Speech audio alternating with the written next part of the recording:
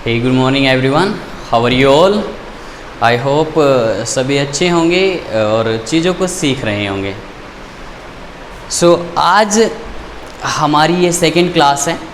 इससे पहले हमने अपनी फर्स्ट क्लास में इंग्लिश का एक इंट्रोडक्शन देखा और इंग्लिश वर्ड को समझने की कोशिश की कि इंग्लिश का मीनिंग क्या है और किस तरह से किसी भी एग्ज़ाम में इंग्लिश को पूछने का पैटर्न रहता है।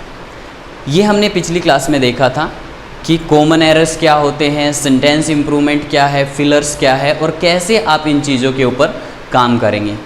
आज हमारी सेकंड क्लास है। इस सेकंड क्लास में चीज़ों को हम थोड़ा सा आगे लेकर चलने की कोशिश करेंगे और ये जो छोटी छोटी चीज़ें हम अभी सीख रहे हैं ये आने वाले टाइम में हमें बहुत हेल्प करेंगी, क्योंकि भाई हम सब जानते छोटी छोटी मगर ये मोटी बात है। छोटी छोटी चीज़ों से लेकर ही हम बड़ी चीज़ों को सीख सकते हैं। तो आज अपनी इस सेकंड क्लास में हम समझने की कोशिश करेंगे कि फ्रेज क्या होता है, एक सेंटेंस क्या होता है और एक क्लोज क्या होता है। इसके बाद हम थोड़ा सा पार्ट्स ऑफ स्पीच का ओवरव्यू भी लेंगे कि पार्ट्स ऑफ स्पीच क्या होते हैं, किस तरह से उनको एक सेंटेंस में यूज किया जाता है। अगर मैं बात करूं किसी भी लैंग्वेज की, अगर मैं किसी भी लैंग्वेज की बात करूं तो कोई भी लैंग्वेज जब बनती है तो वो अपनी एक सबसे छोटी इकाई से तैयार होती है। कोई भी लैंग्वेज जब बनकर तैयार होती है तो वो सबसे छोटी इकाई से बनकर तैयार होती है। जैसे अगर हम हिंदी की बात करते हैं तो हिंदी लैंग्वेज की सबसे छोटी इकाई क्या होती है? स्वर या व्यंजन। स्वर या व्यंजन हिंदी लैंग्वेज की, हिंदी भाषा की सबसे छोटी इकाई होती है। तो कोई भी लैंग्वेज जब बनकर तैयार हो जाती है वो बिल्कुल ही स्टार्टिंग से और बिल्कुल एक छोटी सी इकाई से बनकर तैयार होती है। उसी तरह से इंग्लिश भी अपनी एक छोटी सी इकाई से बनकर तैयार होती है। इंग्लिश की भी सबसे छोटी इकाई जो है, छोटी यूनिट है, उसके बारे में हम बात करेंगे। अगर हम इंग्लिश की बात करते हैं, अगर आप किसी भी इंग्लिश की बुक की बात करें, इंग्लिश न्यूज़पेपर की बात करें या कोई भी इंग्लिश नोवेल है, अगर आप उसको ध्यान से देखेंगे तो आपको देखने को मिलेगा कि उसमें जो कुछ भी लिखा रहता है, जो कुछ भी प्रिंट किया जाता है, वो कुल मिलाकर क्या होते हैं? वो इंग्लिश के वर्ड ही होते हैं। वहाँ पर जो कुछ आपको देखने को मिलेगा कुल मिलाकर वो इंग्लिश के वर्ड ही होते हैं और वर्ड से ही चीज़ें आगे शुरू होती हैं। आज हम डिस्कस करेंगे कि वर्ड क्या है, सेंटेंस क्या है, क्लोज क्या है और फ्रेज क्या है। इन्हीं चीज़ों को शुरू करते हैं। अगर मैं बात करूं स्मॉलेस्ट यूनिट ऑफ इंग्लिश की, अगर इंग्लिश की सबसे छोटी इकाई की मैं बात करूं, सबसे छोटी इकाई क्या होती है इंग्लिश की? इंग्लिश की सबसे छोटी इकाई, the smallest unit of English is letter. The smallest unit of English is letter. वो लेटर कोई भी हो सकता है। वो लेटर आपका ए हो सकता है, लेटर बी हो सकता है, लेटर सी हो सकता है, लेटर डी हो सकता है। लेटर ए हो सकता है, लेटर बी हो सकता है, लेटर सी या लेटर डी हो सकता है। So smallest unit of English is letter. अगर मैं बात करूं इंग्लिश लैंग्वेज में कितने लेटर्स हैं, तो there are 26 letters in English language. There are 26 letters in English language. Letter से मिलकर तैयार होता है एक वर्ड। लेटर से मिलकर तैयार होता है एक वर्ड। वर्ड क्या है? A group of letters is called word. लेकिन इसको थोड़ा सा हम समझने की कोशिश करेंगे कि हम वर्ड किसको कहेंगे। जैसे मैंने आपके सामने कुछ लेटर्स लिखे, XIPZ O। मैंने ये 5 लेटर्स आपके सामने लिखे। क्या मैं इनको एक वर्ड कह सकता हूँ?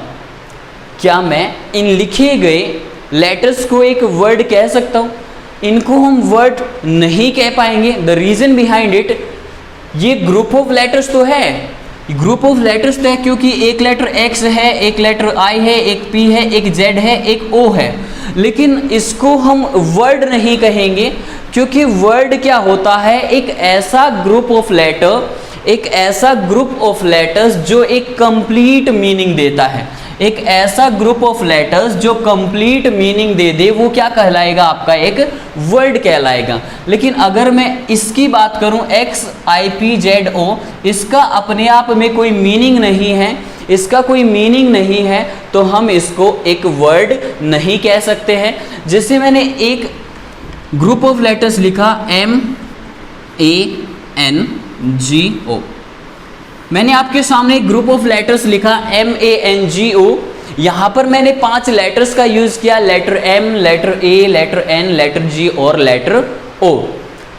तो जब हमने इसको प्रोनाउंस करने की कोशिश की, जब हमने इसको प्रोनाउंस किया, तो इसका आपको एक मीनिंग देखने को मिलता है, and that is mango. Mango का मीनिंग क्या होता है, आम, जो कि एक फ्रूट का नाम है। तो smallest unit of English is letter, letter से बड़ा क्या होता है, वर्ड। वर्ड क्या हुआ, एक ऐसा ग्रुप ऑफ लेटर्स जिसका अपने आप में एक मीनिंग निकलता है, जो एक मीनिंग देता है, उसको हम क्या कह देंगे, एक वर्ड कह देंगे। वर्ड से बनकर तैयार होता है। वर्ड से बड़ा क्या होता है, वर्ड से बड़ा आपका फ्रेज हो सकता है। A group of words can be called a phrase. इसे ग्रुप ऑफ वर्ड्स से हम क्लोज भी बना सकते हैं, और ग्रुप ऑफ वर्ड से हम एक सेंटेंस भी बना सकते हैं।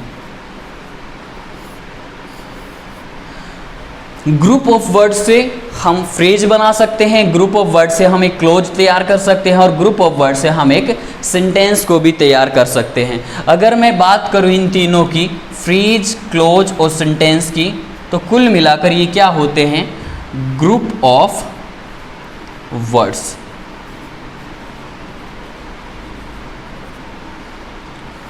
ग्रुप ऑफ वर्ड्स को हम फ्रेज कह सकते हैं, ग्रुप ऑफ वर्ड्स को हम क्लोज भी कह सकते हैं, और ग्रुप ऑफ वर्ड्स को हम सेंटेंस भी कह सकते हैं।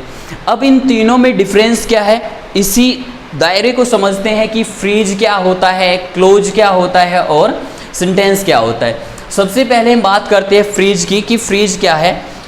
फ्रेज क्या होता है, a group of words is called phrase. लेकिन बचपन से हम ये समझते आते हैं कि फ्रेज एक ऐसा ग्रुप ऑफ वर्ड्स होता है जिसका कोई मीनिंग नहीं होता है। फ्रेज एक ऐसा ग्रुप ऑफ वर्ड्स होता है जिसका कोई मीनिंग नहीं होता है। अभी इसको समझते हैं कि फ्रेज क्या है। मैंने आपके सामने एक ग्रुप ऑफ वर्ड्स लिखा, एक एक्सप्रेशन मैंने आपके सामने लिखा, इन द कार। ये एक एक्सप्रेशन मैंने आपके सामने लिखा, इन द कार। अगर मैं इस लिखे गए एक्सप्रेशन की बात करूं, तो इस एक्सप्रेशन में मैंने 3 वर्ड्स का यूज़ किया। एक वर्ड आपका इन हो गया, दूसरा वर्ड आपका द हो गया, तीसरा वर्ड आपका एक कार हो गया। तो 3 वर्ड्स का मैंने यूज किया। तो ये ग्रुप ऑफ वर्ड्स तो है, तो ये ग्रुप ऑफ वर्ड्स तो है। अगर मैं इसके मीनिंग की बात करूं, क्या ये मीनिंग कन्वे कर रहा है, नहीं कर रहा है? तो मीनिंग तो ये बिल्कुल डिलीवर कर रहा है, इन द कार, कार के अंदर। लेकिन अगर मैं इसको कुछ ऐसा लिख दूं, कार द इन, अगर मैंने इसको ऐसा लिख दिया car the in, car the in भी अपने आप में एक ग्रुप ऑफ वर्ड्स तो है, लेकिन इसको हम क्या नहीं कहेंगे, इसको हम क्लोज नहीं कह सकते। क्यों नहीं कह सकते? इसका कोई मीनिंग नहीं है, इसका कोई मीनिंग नहीं निकल कर आ रहा है।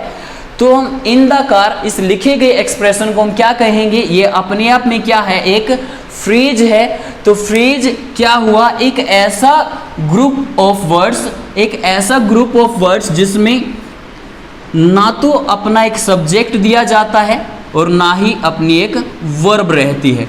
फ्रेज क्या हुआ, एक ऐसा ग्रुप ऑफ वर्ड्स जिसमें ना तो सब्जेक्ट रहता है और ना ही वर्ब होती है।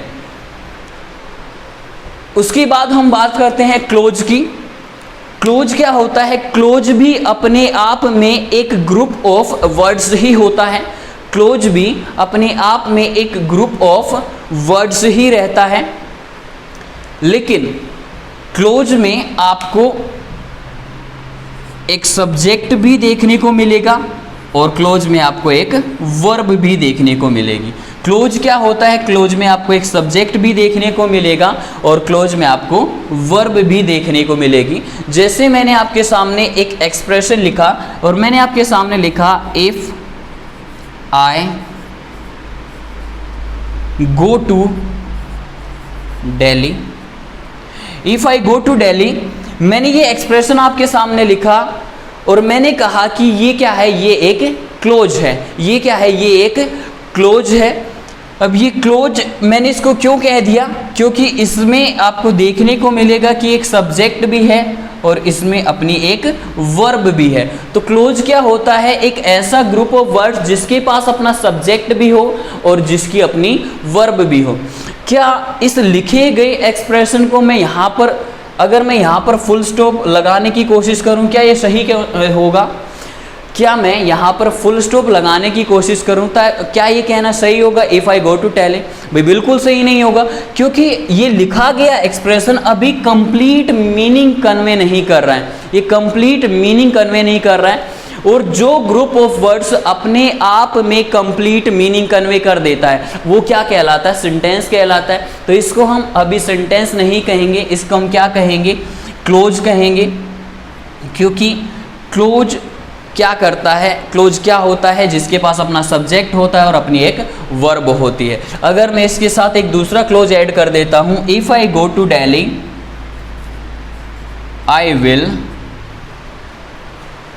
I will visit the Red Fort. If I go to Delhi, I will visit the Red Fort. यहाँ पर हमने फुल स्टॉप लगा दिया क्योंकि यहाँ पर हमने दो क्लोजेस का यूज़ किया, दो अलग अलग क्लोजेस का यूज़ किया। एक क्लोज क्या हुआ? If I go to Delhi, और दूसरा क्लोज क्या हुआ? I will visit the Red Fort. दोनों ही क्लोजेस में अपने अपने सब्जेक्ट भी दिए गए हैं और अपनी अपनी वर्ब भी दी गई है। तो क्लोज से हमें समझ में आया, क्लोज एक ऐसा ग्रुप ऑफ वर्ड्स जिसमें आपको सब्जेक्ट भी देखने को मिलेगा और आपको वर्ब भी देखने को मिलेगी। इसके बाद अगर मैं बात करूँ सेंटेंस की, सेंटेंस एक ऐसा ग्रुप ऑफ वर्ड्स जो अपने आप में कंप्लीट मीनिंग डिलीवर कर दे और जिसके लास्ट में हम फुल स्टॉप लगा सकते हैं, जिसके लास्ट में हम फुल स्टॉप लगा सकते हैं, उसको हम क्या कहेंगे? सेंटेंस कहेंगे। आई होप आप चीज़ों को कैच कर पा रहे होंगे, आप चीज़ों को समझ पा रहे होंगे। एक बार फिर से देख लेते हैं। the smallest unit of English is a letter। वो लेटर कुछ भी हो सकता है, लेटर ए हो सकता है, लेटर बी हो सकता है, लेटर सी हो सकता है। लेटर से मिलकर क्या बनता है? एक वर्ड बनता है। एक वर्ड एक ऐसा ग्रुप ऑफ लेटर्स जिसका एक मीनिंग निकलता है, उसको हम क्या कहेंगे? वर्ड कहेंगे। वर्ड से मिलकर तैयार होता है एक फ्रेज तैयार हो सकता है, वर्ड से हम एक क्लोज तैयार कर सकते हैं और वर्ड से हम एक सेंटेंस भी तैयार कर सकते हैं। इन तीनों में डिफरेंस क्या है? फ्रेज क्या होता है? एक ऐसा ग्रुप ऑफ वर्ड्स जिसके पास ना तो सब्जेक्ट दिया जाता है और ना ही उसके अंदर एक वर्ब दी जाती है। एक ऐसा ग्रुप ऑफ वर्ड्स जिसके पास ना तो सब्जेक्ट दिया जाता है और ना ही वर्ब दी जाती है। उसके बाद क्लोज एक ऐसा ग्रुप ऑफ वर्ड्स, एक ऐसा ग्रुप ऑफ वर्ड जिसके पास अपना सब्जेक्ट और अपनी वर्ब तो होती है, लेकिन उसको अपना मीनिंग डिलीवर करने के लिए, उसको अपना एक मीनिंग डिलीवर करने के लिए किसी दूसरी क्लोज की ज़रूरत पड़ती है। सेंटेंस क्या होता है? एक ग्रुप ऑफ वर्ड्स जो अपने आप में एक कंप्लीट मीनिंग रखता है, एक कंप्लीट सेंस रखता है, उसको हम क्या कहेंगे? सेंटेंस कहेंगे। उसको हम क्या कहेंगे? सेंटेंस कहेंगे। अब हम समझने की कोशिश करेंगे, अब हम समझने की कोशिश करेंगे कि पार्ट्स ऑफ स्पीच क्या होते हैं और पार्ट्स ऑफ स्पीच को सीखना ज़रूरी क्यों होता है हमारे लिए। पार्ट्स ऑफ स्पीच को समझना ज़रूरी क्यों है हमारे लिए। एक बार बात करते हैं पार्ट्स ऑफ स्पीच की। आप मुझे बता सकते हैं कि पार्ट्स ऑफ स्पीच कितने होते हैं और वो क्या क्या होते हैं? आप एक बार कमेंट सेक्शन में बता सकते हैं पार्ट्स ऑफ स्पीच कितने होते हैं और वे क्या क्या होते हैं। एक सेंटेंस मैं आपके सामने लिख रहा हूँ और सेंटेंस के थ्रू हम चीज़ों को समझने की कोशिश करेंगे कि पार्ट्स ऑफ स्पीच को सीखना हमारे लिए क्यों ज़रूरी होता है। एक सेंटेंस मैंने आपके सामने लिखा और मैंने आपके सामने लिखा I have been playing, I have been playing a match of chess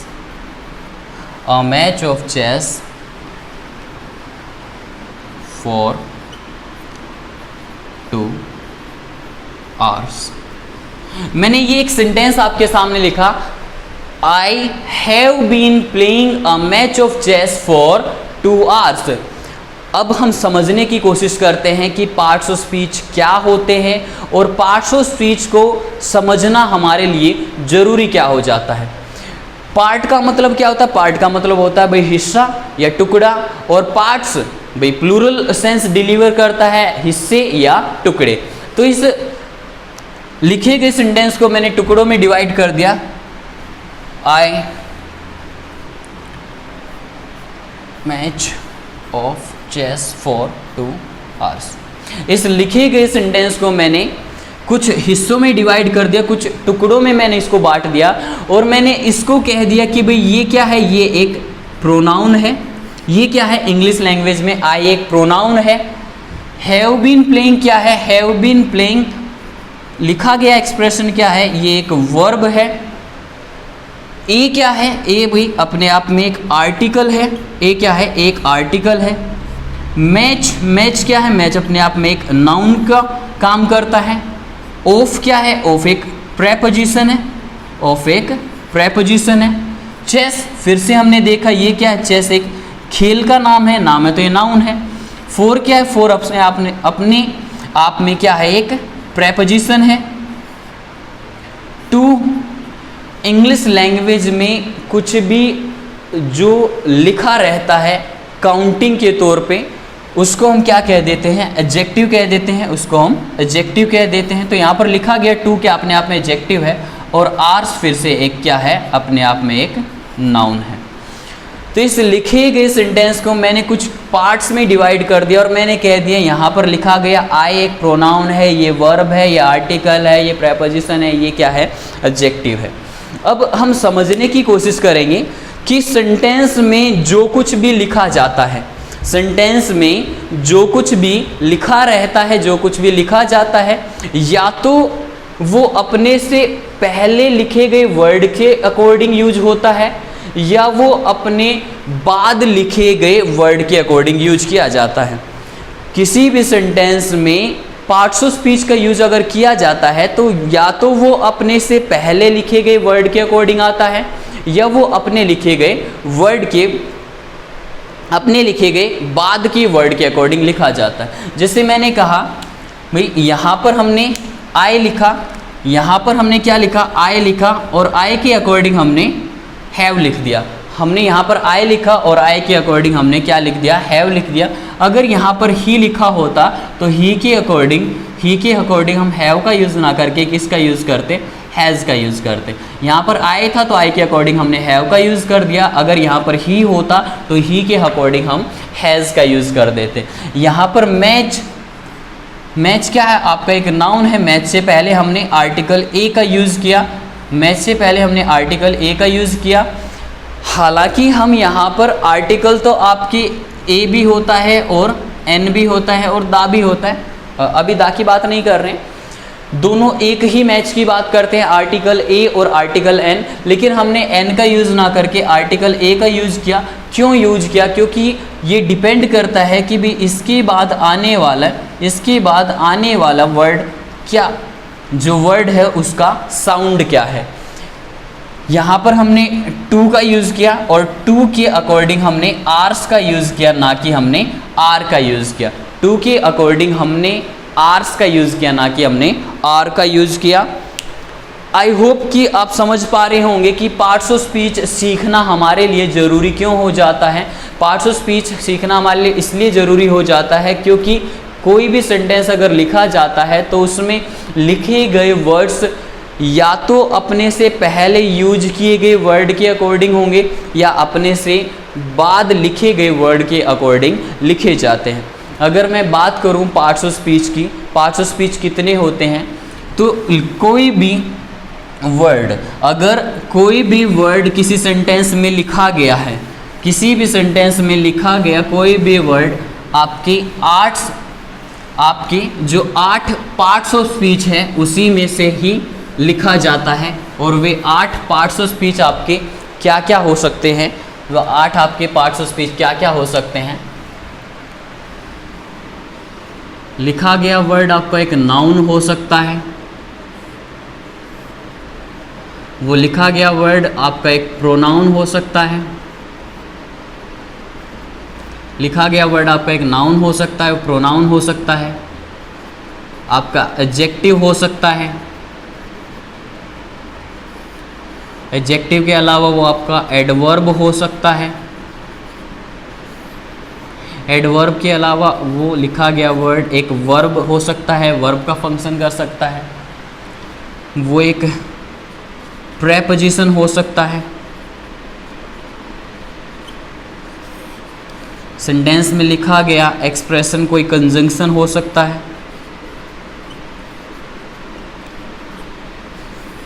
कोई कंजंक्शन हो सकता है। इसके अलावा लिखा गया वर्ड आपका इंटरजेक्शन हो सकता है, लिखा गया वर्ड क्या हो सकता है आपका एक इंटरजेक्शन हो सकता है। तो किसी भी सेंटेंस में अगर कुछ भी लिखा जाता है, किसी भी सेंटेंस में अगर कुछ भी लिखा जाता है तो वो आपको इन्हीं 8 पार्ट्स ऑफ स्पीच में से देखने को मिलेगा। वो लिखा गया वर्ड कोई नाउन हो सकता है, कोई प्रोनाउन हो सकता है, कोई एडजेक्टिव हो सकता है, कोई एडवर्ब हो सकता है, वो वर्ब हो सकता है, वो एक प्रेपोजिशन हो सकता है, वो एक कंजंक्शन हो सकता है, वो एक इंटरजेक्शन हो सकता है। ये होते क्या हैं, अभी हम इनका ओवरव्यू लेंगे, इनकी डेफिनेशन तैयार करने की कोशिश करेंगे, डेफिनेशन तैयार करेंगे इनकी छोटी छोटी, कि नाउन क्या है, प्रोनाउन क्या है, एडजेक्टिव क्या है। हो सकता है कि भी आपके मन में एक थॉट आ रहा हो कि भाई एक सेंटेंस में हम ए एन और दा का भी तो यूज़ करते हैं। एक लिखे गए सेंटेंस में हम आर्टिकल ए एन दा का भी तो यूज़ किया जाता है।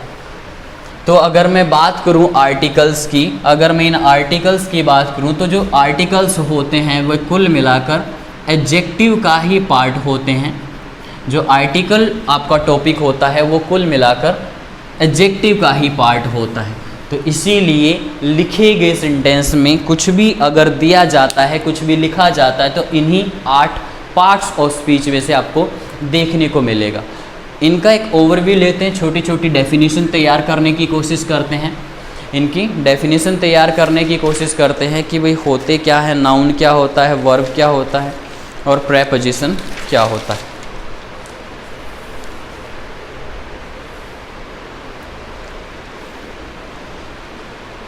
नाउन आप सभी जानते होंगे, नाउन क्या होता है, व्हाट इज़ नाउन।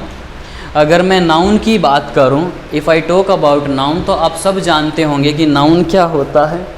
बचपन से हम सुनते आ रहे हैं, बचपन से हम पढ़ते आ रहे हैं, what is noun. Noun, what is noun, noun क्या है भाई। Noun is name of a person, noun is a name of a person, place, thing. हम इसको क्या कह देते हैं, नाउन कह देते हैं।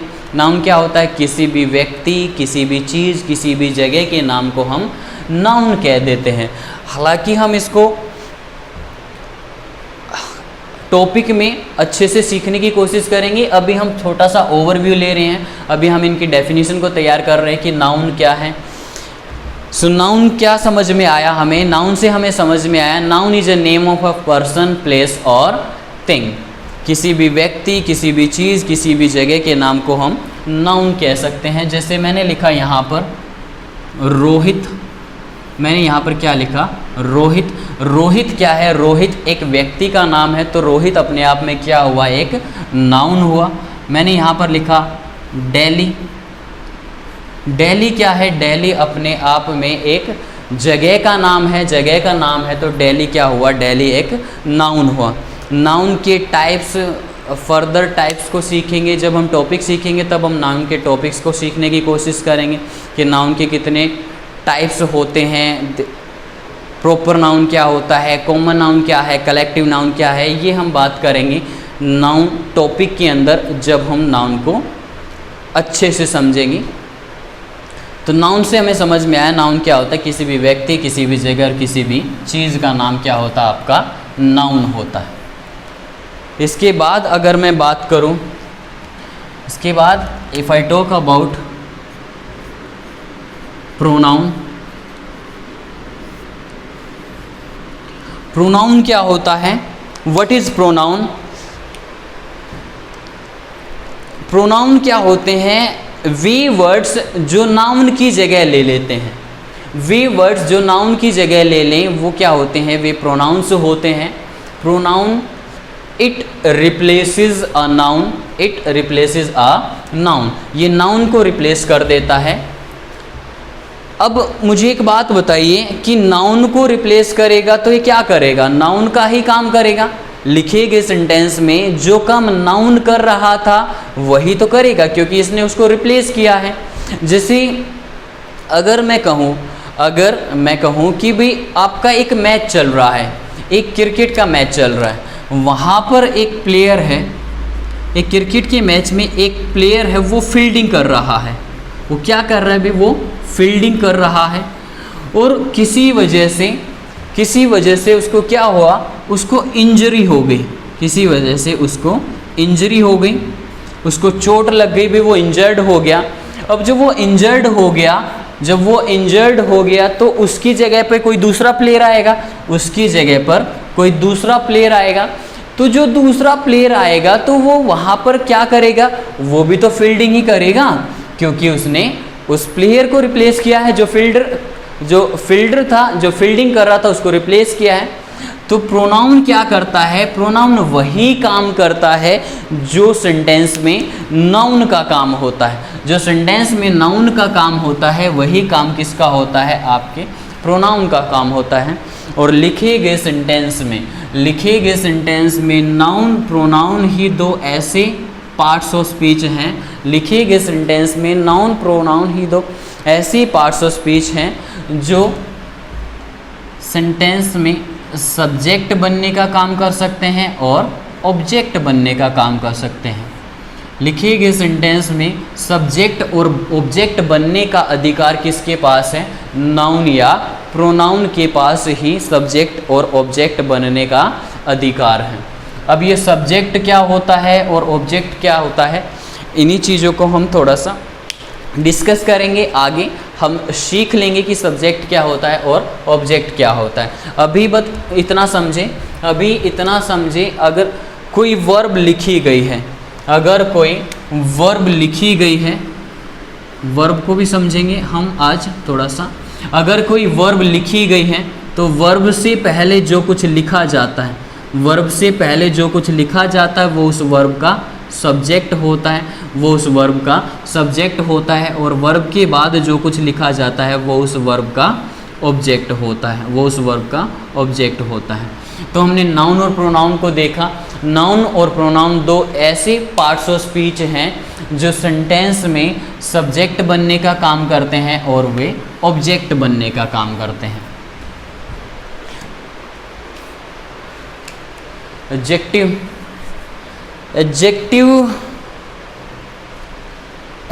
की अगर मैं हिंदी मीनिंग की बात करूं, एडजेक्टिव का हिंदी मीनिंग क्या होता है? हम इसको कहते हैं विशेषण। हिंदी में हम इसको क्या कहते हैं? विशेषण। जो विशेषता बताता है, किसकी विशेषता बताता है? ये किसी नाउन या प्रोनाउन की विशेषता बताता है। जैसे मैंने एक सेंटेंस आपके सामने लिखा और मैंने लिखा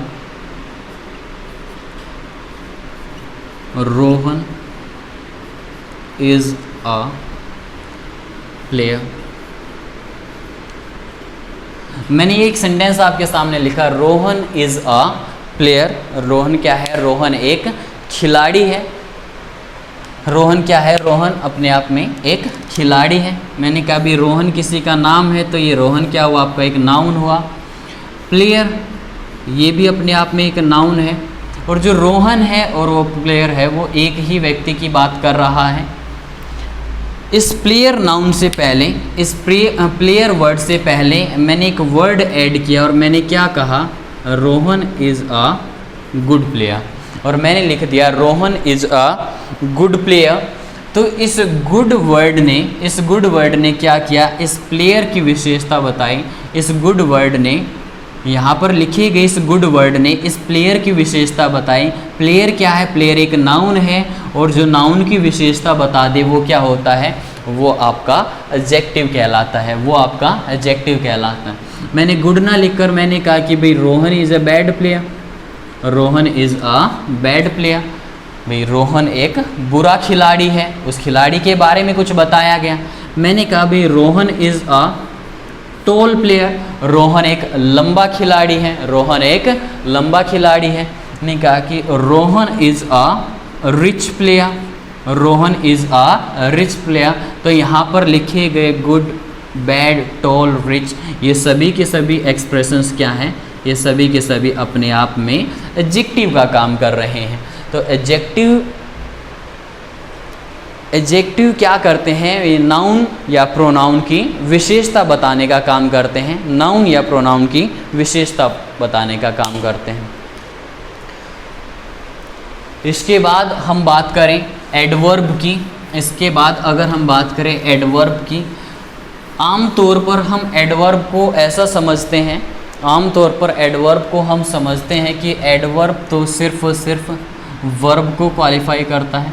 आमतौर पर सिर्फ इतना समझते हैं कि एडवर्ब वर्ब को क्वालिफाई करता है, लेकिन एडवर्ब एक ऐसा पार्ट्स ऑफ स्पीच है, एडवर्ब एक ऐसा पार्ट्स ऑफ स्पीच है जो वर्ब को भी क्वालिफाई करता है, जो एक एडजेक्टिव को भी क्वालिफाई कर देता है। एडवर्ब खुद को भी क्वालिफाई कर लेता है। एडवर्ब एक प्रेपोजिशन को भी क्वालिफाई कर सकता है। एडवर्ब एक कंजंक्शन को क्वालिफाई कर सकता है।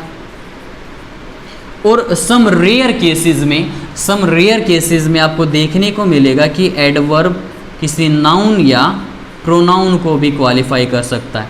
In rare cases you will find कि एडवर्ब नाउन या प्रोनाउन को भी क्वालिफाई कर सकता है। हालांकि नाउन या प्रोनाउन की विशेषता बताने के लिए, हम एडजेक्टिव का यूज़ करते हैं।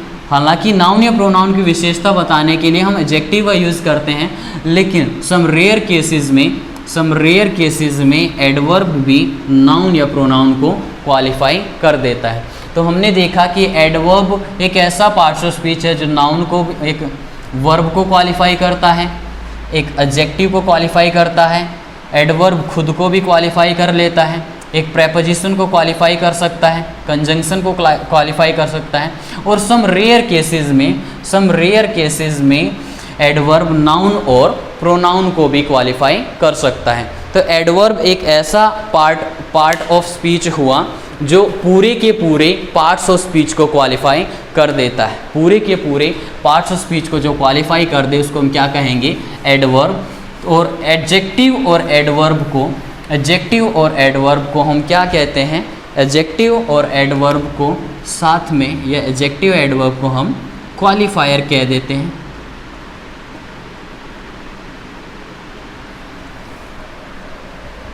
एडजेक्टिव और एडवर्ब को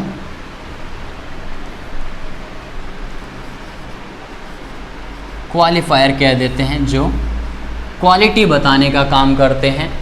किसकी क्वालिटी बताते हैं? नाउन प्रोनाउन की, या पूरे के पूरे पार्ट्स ऑफ स्पीच की जो क्वालिटी बता दे, उसको मॉडिफाई कर दे, उसके बारे में कुछ बता दे, उसको हम क्या कहेंगे?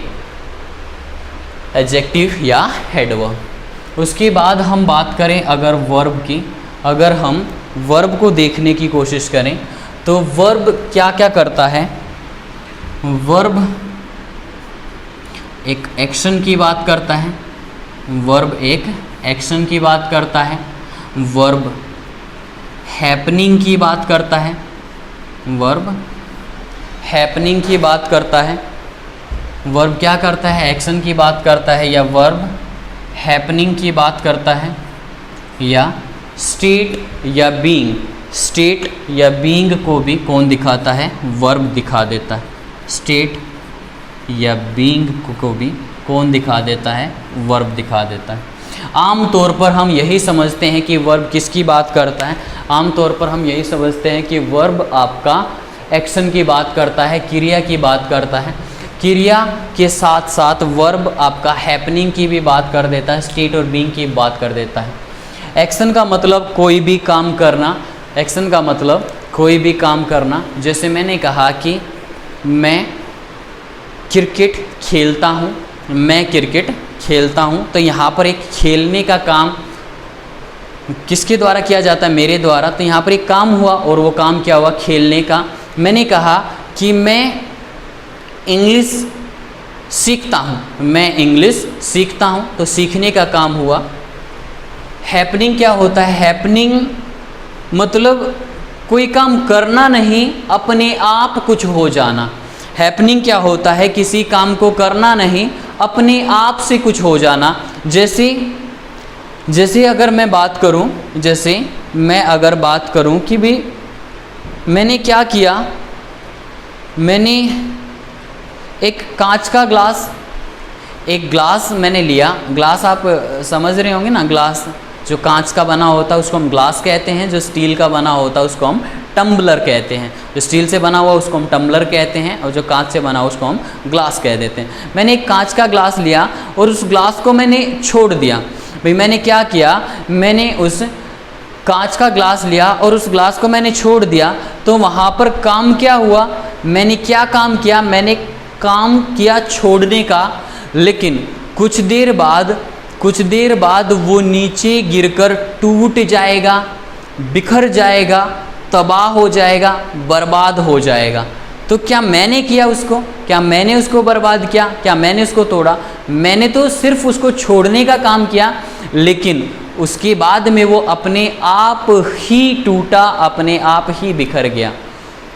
जैसे मैंने एक चेयर है, एक पुरानी सी चेयर, उस पुरानी चेयर के ऊपर मैंने 100 kg वेट रख दिया। उस पुरानी चेयर के ऊपर मैंने 100 kg वेट रख दिया। कुछ देर बाद वो चेयर अपने आप टूट गई। क्या मैंने उसको तोड़ा? बिल्कुल नहीं, मैंने तो सिर्फ उसके ऊपर वेट रखने का काम किया, लेकिन वो टूट अपने आप गई। इसी को हम क्या कहते हैं? इसी को हम हैपनिंग कहते हैं। इसी को हम हैपनिंग कहते हैं कि अपने आप से कुछ हो जाना, अपने आप से कुछ हो जाना। आपने आइस क्यूब देखे होंगे, आइस क्यूब, और भाई यूज़ भी किए होंगे आपने आइस क्यूब। बहुत यूज़फुल चीज़ है आइस क्यूब।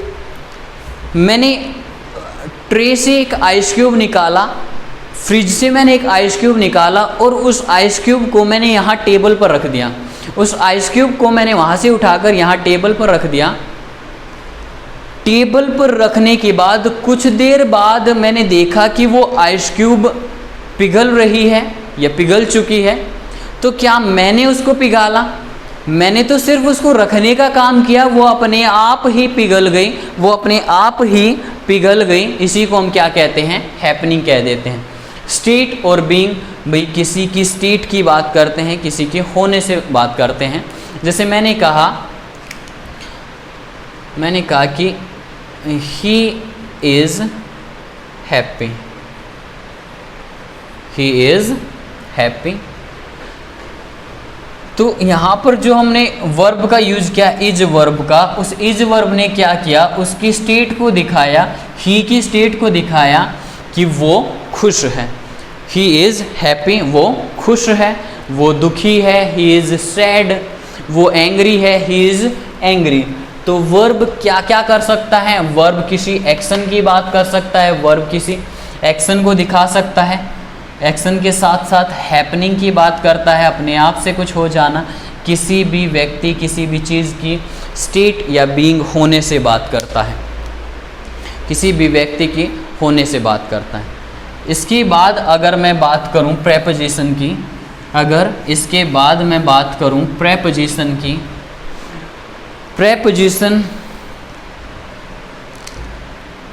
प्रेपोजिशन बहुत सारी होती हैं भी, आप जानते होंगे, in, on, at, before, in front of, to, towards, between, among, ये बहुत सारी प्रेपोजिशन होते हैं। जब हम प्रेपोजिशन टॉपिक को सीखेंगे तब हम इनमें डिफरेंस सीखेंगे कि इन, ऑन, इन, इनटू में क्या डिफरेंस है, ऑन, अपॉन में क्या डिफरेंस है।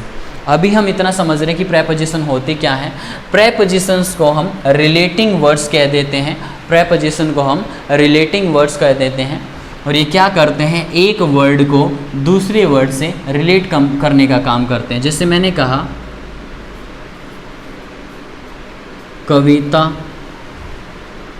इज़ इन द किचन, मैंने आपके सामने लिखा कविता इज़ इन द किचन, एक वर्ड मैंने कविता लिखा, दूसरा वर्ड मैंने किचन लिखा। कविता की पोजीशन क्या है, कविता की पोजीशन क्या है, कविता किचन के अंदर है। ये हमें किससे पता लगा, ये हमें इस इन वर्ड से पता लगा। इस इन वर्ड ने क्या किया, इस कविता को, इस कविता की पोजीशन को इस किचन से रिलेट कर दिया कि इस कविता की पोजीशन कहाँ है, कविता किचन के अंदर है। तो इन यहाँ पर जो लिखा गया वर्ड है ये क्या है, अपने आप में एक प्रेपोजिशन है। इन क्या है, इन अपने आप में एक प्रेपोजिशन है। तो बहुत सारी प्रेपोजिशंस होती हैं, टॉपिक के दौरान हम इन चीज़ों को सीखेंगे। In, on, into, before, by, since, इनको हम टॉपिक के दौरान सीखेंगे। इसके बाद अगर मैं बात करूँ कंजंक्शन की, if I talk about conjunction, what is conjunction, conjunction होता क्या है। कंजंक्शन, कंजंक्शन आपका दो वर्ड से मिलकर बना है, कौन प्लस जंक्शन। कंजंक्शन वर्ड दो रूट वर्ड से मिलकर बना है, कौन और जंक्शन।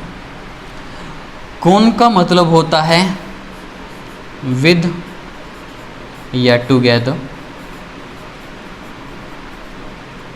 कौन का मतलब होता है विद या टुगेदर, और जंक्शन का मतलब क्या होता है टू जॉइन। जंक्शन का मतलब क्या होता है टू जॉइन। कंजंक्शन वर्ड आपके दो रूट वर्ड से मिलकर बनता है। रूट वर्ड क्या होते हैं, अभी इसका छोटा सा ओवरव्यू लेंगे कि रूट वर्ड क्या होते हैं। कौन का मतलब हमें समझ में आया, कौन का मतलब होता है विद या टुगेदर, और जंक्शन का मतलब होता है टू जॉइन। तो कंजंक्शन क्या हुआ, कंजंक्शन एक ऐसा प्रोसीजर जहाँ पर हम चीज़ों को साथ रखकर आपस में जोड़ देते हैं। चीज़ों को साथ में रखकर जोड़ देना क्या कहलाता है भाई, आपका कंजंक्शन कहलाता है। चीज़ों को साथ में रखकर जोड़ देना क्या कहलाता है, कंजंक्शन कहलाता है। इसके बाद अगर मैं बात करूं इंटरजेक्शन की, इंटरजेक्शन क्या होता है, इंटरजेक्शन क्या होते हैं, इंटरजेक्शन सडन फीलिंग्स एक्सप्रेसिंग की बात करते हैं। इंटरजेक्शंस क्या होते हैं, इंटरजेक्शंस होते हैं आपके सडन फीलिंग एक्सप्रेसिंग,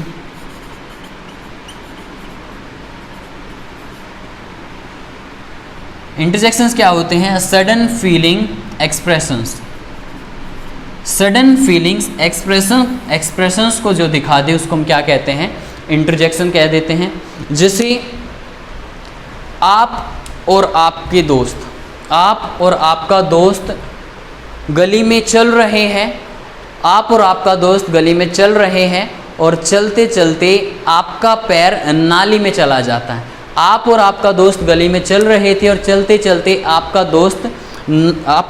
पैर चलते चलते आपका पैर नाली में चला जाता है, तो एक बहुत ही ख़राब सी फीलिंग आती है। उसी को हम क्या कह देते हैं, इंटरजेक्शन कह देते हैं। उसी को हम सडन फीलिंग्स की बात करते हैं। भाई आप चल रहे थे दोनों, आप और आपका दोस्त, और चलते चलते आपका दोस्त नाली में गिर जाए, चलते चलते आपका दोस्त नाली में गिर जाए, मज़ा आ जाएगा भाई साहब, मज़ा आ जाएगा। और कैसी फीलिंग आती है, अचानक एक खुशी की लहर हमारे अंदर क्रिएट हो जाती है। उसी को हम क्या कह देते हैं, उसी को हम इंटरजेक्शन कह देते हैं। आप जैसे ही अपने घर से बाहर निकले, आप जैसे ही घर से बाहर निकले और आपने देखा एक बहुत ही खूबसूरत सी खूबसूरत भाई गाड़ी थी खूबसूरत सी गाड़ी आपने देखी और गाड़ी को देखते ही आपके अंदर एक फीलिंग आई और वो क्या, वाओ। जैसे ही आपने वो खूबसूरत सी गाड़ी को देखा आपके अंदर से एक फीलिंग बाहर निकली और वो क्या, आपने कहा wow what a car is this, क्या गाड़ी है। इसी को हम क्या कह देते हैं, इसी को हम इंटरजेक्शन कह देते हैं, जो सडन फीलिंग्स की बात कर रहे हैं। जैसे इंडिया और पाकिस्तान का मैच चल रहा है, इंडिया और पाकिस्तान का मैच चल रहा है और भाई आप जानते हैं कि इंडिया और पाकिस्तान का मैच चल रहा है तो भारत को ही जीतना है किसी भी हालत में। और जैसे ही इंडिया मैच जीत जाती है तुम्हारे अंदर से एक फीलिंग आती है और क्या, hurray we have won the match, we have won the match. किसी के घर में भाई डेथ हो जाती है, किसी के घर में डेथ हो जाती है, तब अंदर से एक फीलिंग आती है और उसी को हम क्या कह देते हैं, सडन फीलिंग्स। तो इंटरजेक्शन समझ में आया, इंटरजेक्शन क्या होता है। इंटरजेक्शन क्या होते हैं, sudden feeling expressing words, sudden feeling expressing words. कहा कि भाई वाओ, हमने खुश होकर बोला hurray we have won the match, hurray we have won the match. Shit, भाई आपने कुछ बुरा सा फील किया और आपने बोला शिट। भाई कोई दुख की बात है तो हम उसको क्या कहते हैं, एलास। क्या कहते हैं, एलास। तो ये आपके पार्ट्स ऑफ स्पीच हुए।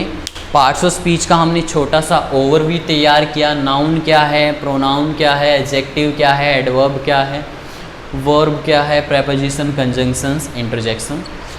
आई होप आपको पार्ट्स ऑफ स्पीच की जानकारी या छोटी सी जो डेफिनेशन हमने तैयार की है इनकी, ये चीज़ें आपको समझ आई होगी। इसके बाद हम बात करते हैं रूट वर्ड की बात कर लेते थोड़ा सा। जो वकैब सीखने का तरीका रहेगा डियर, वो हम रूट वर्ड्स के थ्रू सीखेंगे। जो वकैब सीखने का आपका तरीका रहेगा वो हम रूट वर्ड्स के थ्रू चीज़ों को समझने की कोशिश करेंगे। रूट वर्ड्स के थ्रू चीज़ों को हम समझने की कोशिश करेंगे। अब रूट वर्ड क्या होता है, रूट वर्ड, रूट वर्ड क्या होता है डियर, रूट वर्ड एक ये कंप्लीट मीनिंग, ये कंप्लीट वर्ड नहीं होता, ये रूट वर्ड होता है। रूट वर्ड होता है, इसका अपना एक बेसिक मीनिंग होता है, इसका अपना एक बेसिक मीनिंग होता है। रूट वर्ड क्या होता है, रूट वर्ड एक छोटा सा वर्ड होता है जिसका अपना एक बेसिक मीनिंग होता है।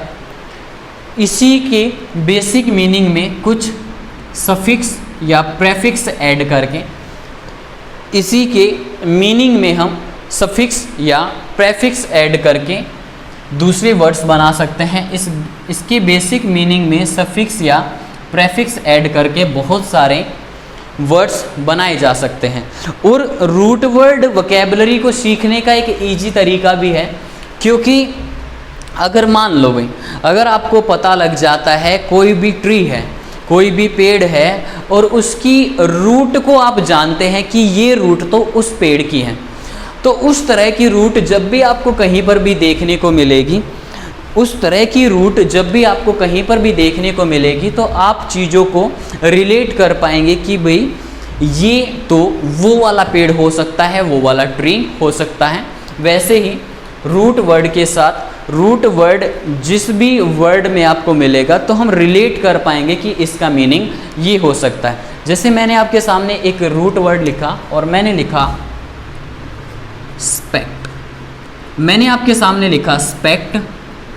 इस स्पेक्ट का एक बेसिक मीनिंग है, और स्पेक्ट का बेसिक मीनिंग क्या है, विज़न। स्पेक्ट का एक बेसिक मीनिंग है और इसका मीनिंग क्या है, विज़न। विज़न का मतलब भाई देखना, देखने से रिलेटेड है। तो जहाँ पर भी आपको स्पेक्ट देखने को मिलेगा, जहाँ पर भी ये रूट वर्ड स्पेक्ट देखने को मिलेगा, या जिस भी वर्ड के अंदर ये रूट वर्ड स्पेक्ट आपको मिल जाएगा, तो हम रिलेट कर पाएंगे कहीं ना कहीं चीज़ें आपके देखने से रिलेटेड है। जैसे स्पेक्ट से हम बहुत सारे वर्ड्स बना सकते हैं। जैसे हमने बनाया, एक वर्ड हमने तैयार किया स्पेक्टेबल, एक हमने क्या वर्ड बनाया, स्पेक्टेबल। रिस्पेक्ट का मीनिंग तैयार हुआ। अभी अभी हमने सीखा विजन, और एबल का मतलब क्या होता है, देखने लायक। एबल का मतलब क्या होता है भाई, लायक, और स्पेक्टेबल का मीनिंग हमें समझ में आया, देखने लायक। इसी से हमने एक दूसरा वर्ड तैयार किया, और वो क्या, स्पेक्टेटर्स। इसी से हमने एक दूसरा वर्ड तैयार किया, स्पेक्टेटर्स। स्पेक्टेटर्स हम क्यों उनको बोलेंगे, वे लोग जो देखने वाले हैं, देखने वालों को हम क्या कहेंगे, स्पेक्टेटर्स। व्यूअर्स को हम क्या कहेंगे, स्पेक्टेटर्स। एक वर्ड और हमने तैयार किया, स्पेक्टेकुलर।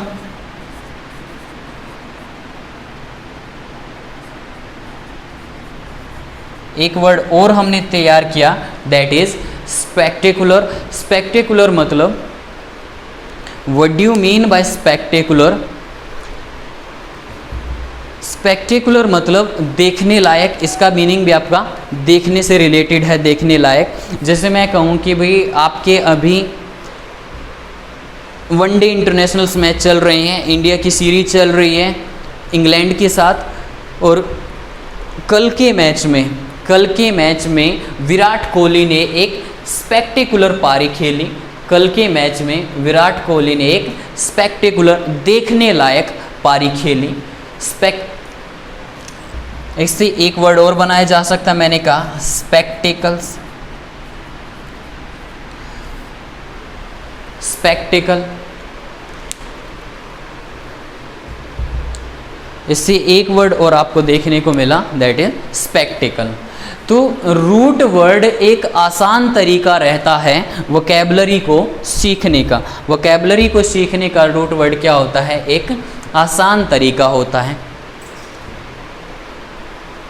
एक वर्ड और सामने लिखा मैंने आपके, एक वर्ड और लिखा, और मैंने लिखा ओडी।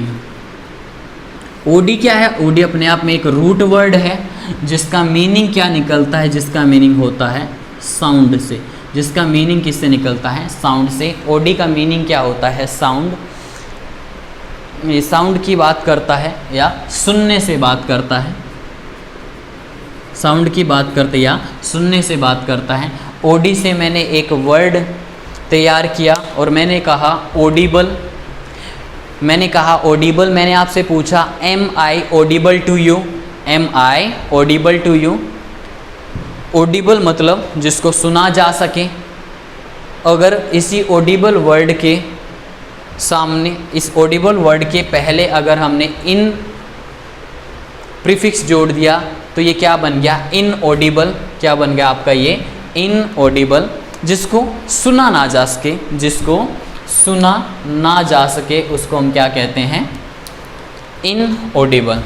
तो ये कुछ बेसिक चीज़ें, छोटी छोटी चीज़ों को हमने समझने की कोशिश किया। पार्ट्स ऑफ स्पीच क्या होते हैं, पार्ट्स ऑफ स्पीच को सीखना हमारे लिए ज़रूरी क्यों हो जाता है, noun, pronoun, adjective, adverb, preposition, conjunction, interjection, verb, इनकी हमने छोटी सी डेफिनेशन तैयार की आज की क्लास में। आज की क्लास में हमने इनका एक ओवरव्यू लिया, छोटी छोटी डेफिनेशन तैयार की। उसके बाद हमने रूट वर्ड को समझने की कोशिश की, रूट वर्ड को समझने की कोशिश की कि रूट वर्ड क्या होते हैं, रूट वर्ड से कैसे वर्ड्स बनाए जा सकते हैं। और रूट वर्ड एक इजी तरीका भी है वोकैबुलरी को याद करने का।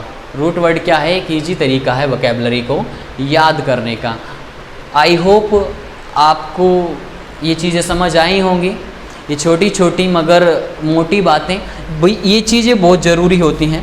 छोटी छोटी चीज़ों से सीखते चलेंगे और आगे धीरे धीरे हम एडवांस चीज़ों की तरफ बढ़ते जाएंगे। तो आज फिर इतना ही रखते हैं, आज की क्लास में इतना ही सीखेंगे। जैसे ही हमारी नेक्स्ट क्लास होगी, नेक्स्ट क्लास में हम टेंस की बात करेंगे कि टेंस क्या होता है, टेंस के टाइप्स कितने होते हैं।